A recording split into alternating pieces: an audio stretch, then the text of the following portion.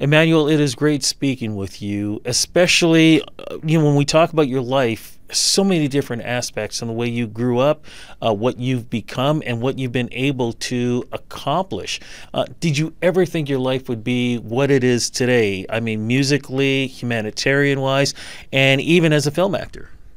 Well, for me, I still feel like I'm in a dream and I haven't woken up yet, because from a situation where I was a starving child from the time I was a 7, when everything played back to a point where I was tempted to eat my comrade when we're starving and there's no food, to in the battlefield, to a peaceful environment now here, acting and doing music that I never thought I would do. I never had this in my plan. Talk a little bit about what it was like growing up for you. You kind of mentioned it already, but go a little bit deeper if you can, please.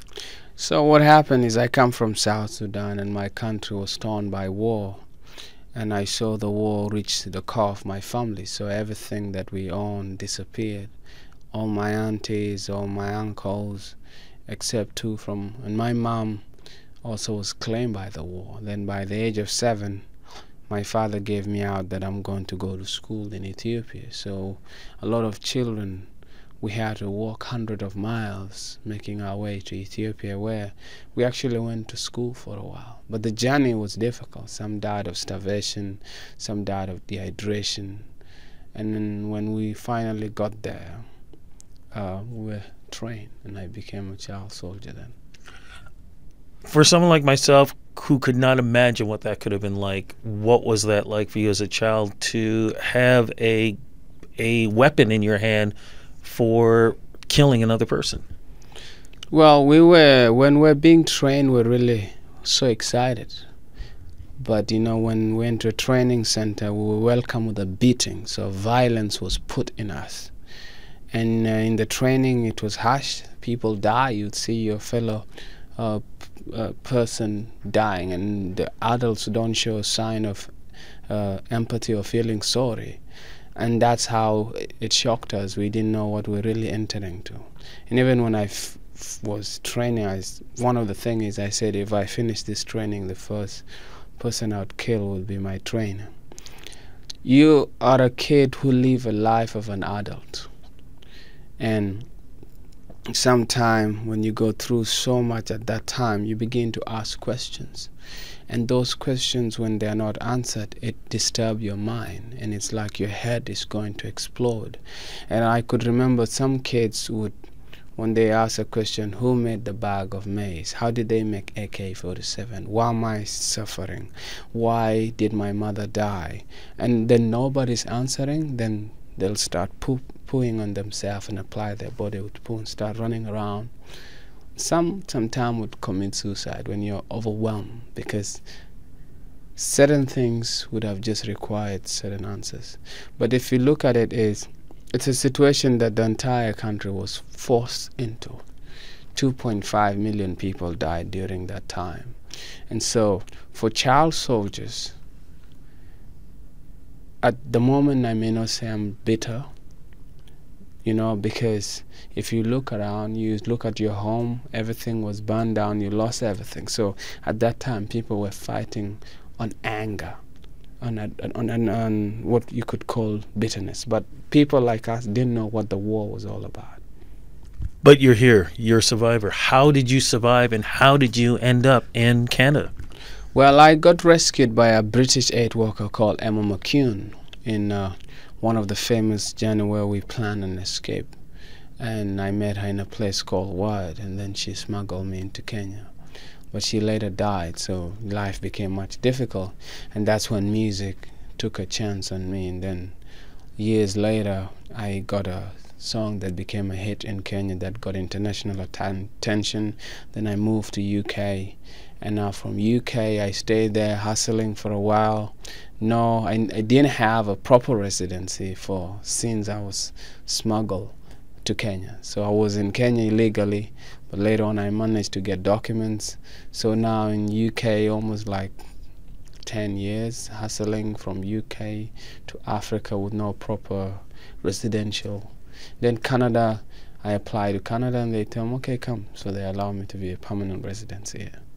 Your story was told in a book and a documentary also. Yes, I have a book out there called The War Child, and then I have a documentary called War Child, and an album too called War Child. So, and those are the ways that I put my story out.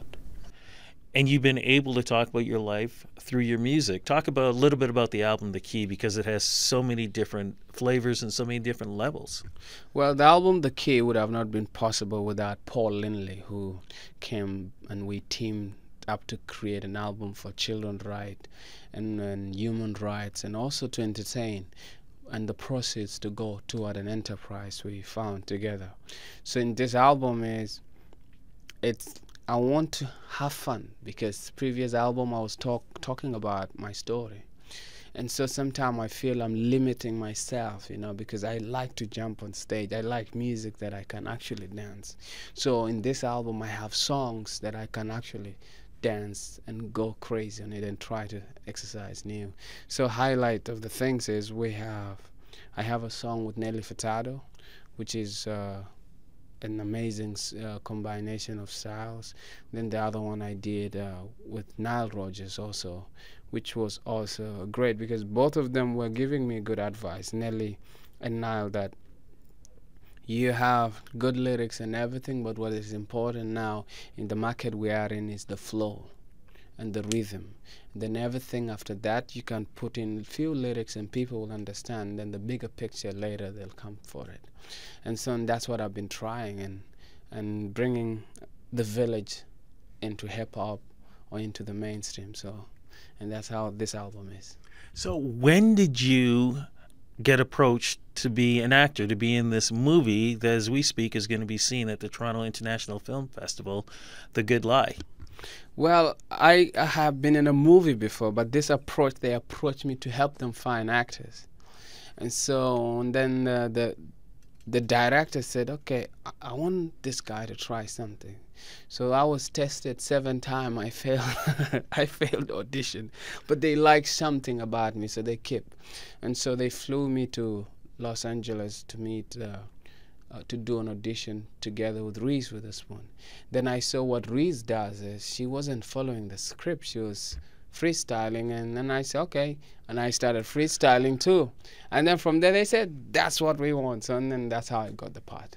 It's an incredible story. Talk a little bit about it, because it's a little bit of your own life, but it really is about bringing family together.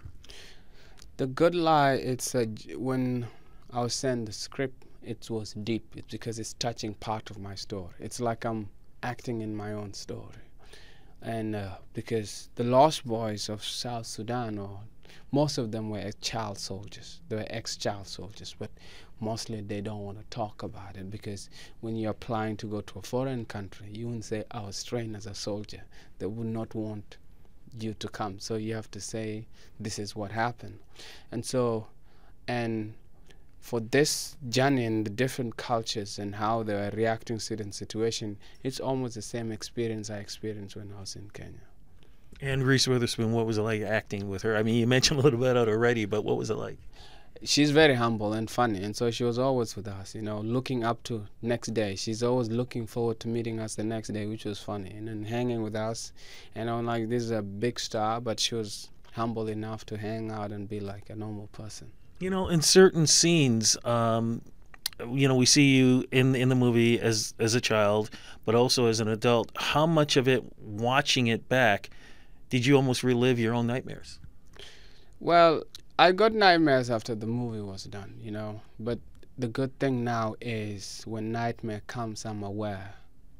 But before, when I didn't get healed, I wasn't aware of the nightmares takes me. It's one of the worst nightmares I ever got when we finished doing the book War Child. Not finished, in the middle of the book, where my body would shake, and even though when I put on the light, I'm still not yet in a proper situation, and I didn't want anybody to talk to me about the story or anything. So that kind of shock, and where you're in a battlefield, so it takes you, it's actually worse than being an actual battlefield, because the nightmare is everything is playing into your brain. Well, what do you hope that people will learn from your personal story, from this film, and from your music? Well, human beings like stories where somebody has survived and made it. And they like stories where it shows no matter how low you go, if it doesn't kill you, it makes you stronger. It's also show the strengths of how South Sudanese managed to survive. And also human beings are the same. So it's basically going to create conscious awakening. You know, it's going to mobilize people to be happy with where they are or get inspired to move ahead. To say thank you so much for this interview, and thank you so much for your story. Thank you, sir. Thank you.